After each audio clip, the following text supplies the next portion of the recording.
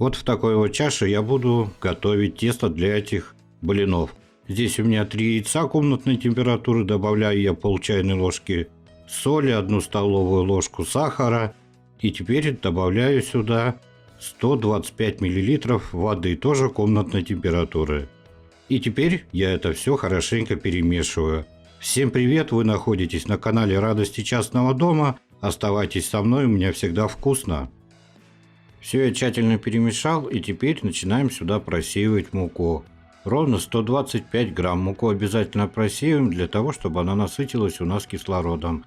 Использую я пшеничную муку высший сорт. И теперь с помощью венчика начинаем замешивать тесто. Давайте, пока я замешиваю тесто, я вам объясню, что такое каравайцы. Это тонкие блины. Сейчас их называют блинчики, а по-старинному это каравайцы. Вот такое вот тесто в итоге у вас должно получиться. И постарайтесь, чтобы у вас не было комочков. Вот как магазинная сметана получилась.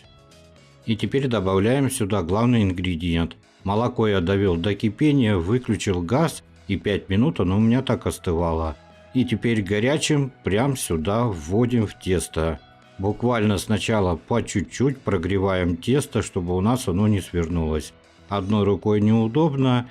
И вот так вот размешиваем. Потом опять добавляем молоко и опять размешиваем. И так вводим полностью пол-литра горячего молока. Вот такой консистенции в итоге у вас должно получиться тесто. Посмотрите, какое оно жидкое. Ну что ж, теперь отправляемся к плите и начинаем готовить блины. Перед первым блином я всегда добавляю на сковороду немножко масла. И теперь выливаем сюда тесто и равномерно его распределяем. Жарим блины на среднем огне буквально 2 минуты. Жарим эти блины только с одной стороны. И когда они у нас обжарились, мы вот так вот делаем такой вот треугольник. И теперь блин у нас готов. Вот мои рязанские каравайцы. Посмотрите, какие красивые у нас получились блинчики. И теперь вот так вот я их укладываю треугольником на тарелки. И обязательно я их смазываю подсолнечным маслом.